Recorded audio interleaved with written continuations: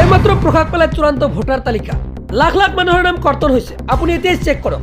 ইয়াৰ বাবে Google ব্ৰাউজাৰত open কৰিব আপোনাৰ মোবাইল ফোনৰ জৰিয়তে নাইবা কম্পিউটাৰ ল্যাপটপ যিকোনো। তাৰপিছত চাৰ্চত টাইপ কৰি দিব লাগিব CEO Assam. CEO Assam just এইখিনি লিখি চাৰ্চ কৰক। চাওক মই টাইপ কৰিছোঁ, এইখিনি লিখি চাৰ্চ কৰি দিলোঁ। এতিয়া চাৰ্চ কৰাৰ পিছত ওপৰত চাব draft PDF electoral roll 2026 new লিখা আহিব। জাষ্ট ইয়াতে ক্লিক কৰিব। ক্লিক কৰি দিয়াৰ পিছত কিন্তু আপুনি ফাইনেল লিষ্ট পাব। চাওক ইয়াতে final PDF electoral roll for the year 2026। Just ইয়াতে আপুনি এটা ক্লিক কৰিব লাগিব। ক্লিক কৰি দিয়াৰ লগে লগে চাওক ইয়াতে কিন্তু ৰোল টাইপ চাওক আপুনি লক্ষ্য কৰক ফাইনেল ৰোল।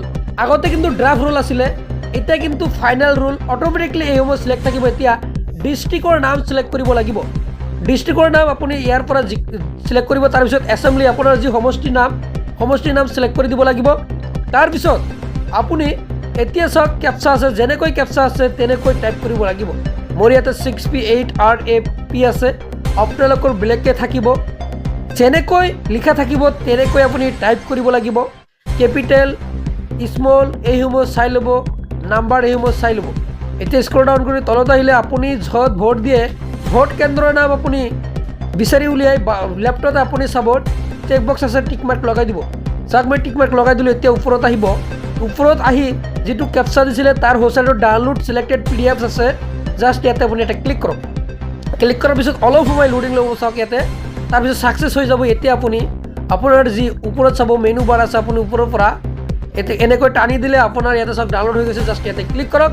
ক্লিক কৰি দিয়াৰ লগে লগে আপোনাৰ সন্মুখত কিন্তু ভোটাৰ লিষ্ট ফাইনেল লিষ্ট কিন্তু এনেকৈ ওলাই আহিব। আৰু ইয়াৰ পৰাই আপোনাৰ যি লিষ্ট চাব পাৰিব। যদি ডিলেট হৈ গৈছে তেনে ক্ষেত্ৰত কেনেকৈ আহিব চাওক। ইয়াতে নাম আহিছে ডিলেটেড।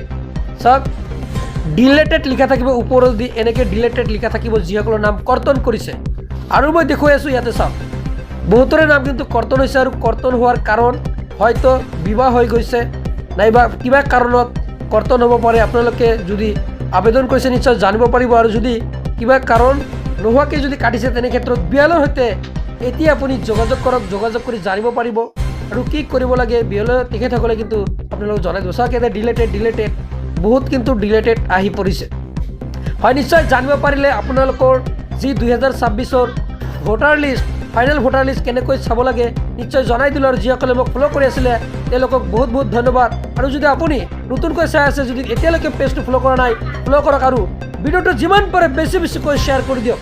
অসমৰ সকলোৱে যাতে জানিব পাৰে যে ফাইনেল লিষ্ট কেনেকৈ চাব পাৰি আৰু যিসকলৰ নাম কৰ্তন হৈছে তেওঁলোকে কেনেকৈ ইয়াৰ পৰা বাচিব পাৰি। তাৰ বাবে আপুনি ভিডিঅ'টো শ্বেয়াৰ কৰক। যদি আপোনালোকে পেজটো ফ'ল' কৰা নাই আকৌ কৈছোঁ পেজটো ফ'ল' কৰক। চ' মই পৰৱৰ্তী ভিডিঅ' লৈ আহিছোঁ। আজিলৈ মানে ধন্যবাদ।